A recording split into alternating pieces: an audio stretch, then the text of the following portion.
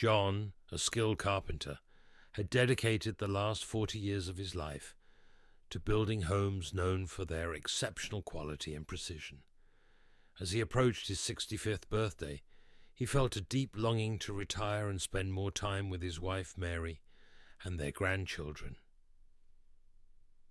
One crisp autumn morning, he decided it was time to inform his boss, Harold, of his decision.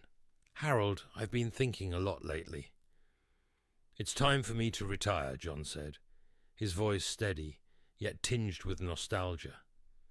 Harold looked up, surprised but understanding. "John, you've been with us for so many years. Are you sure about this?"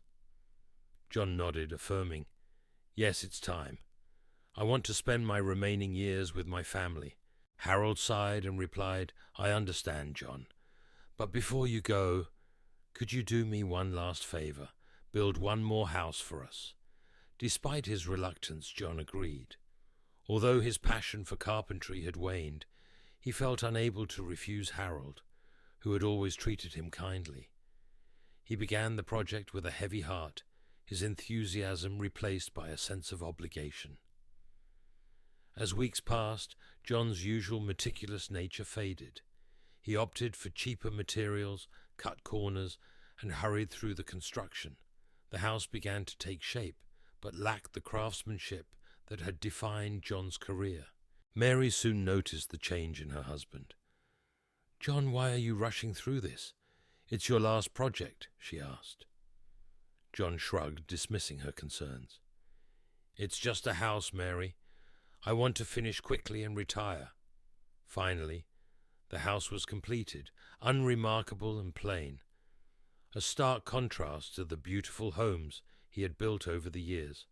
When Harold visited to inspect the finished product, he said, "Well, John, it's done. Thank you for this," while handing him an envelope. Puzzled, John opened it to find a key inside. "This house is my gift to you, John, for all the years of hard work and dedication," Harold said with a warm smile. Stunned, John realized that if he had known this house was meant for him, he would have poured his heart into creating something truly special. The realization hit him hard. He had built his own home poorly. Standing in front of his new house, a mix of emotions swirled within him. This house represented the final act of his career, and it felt like a disappointment. Reflecting on the moral of his story, John understood that each day presents an opportunity to build something meaningful. Mediocre effort leads to mediocre results. He resolved to live with intention and care, regardless of the task at hand.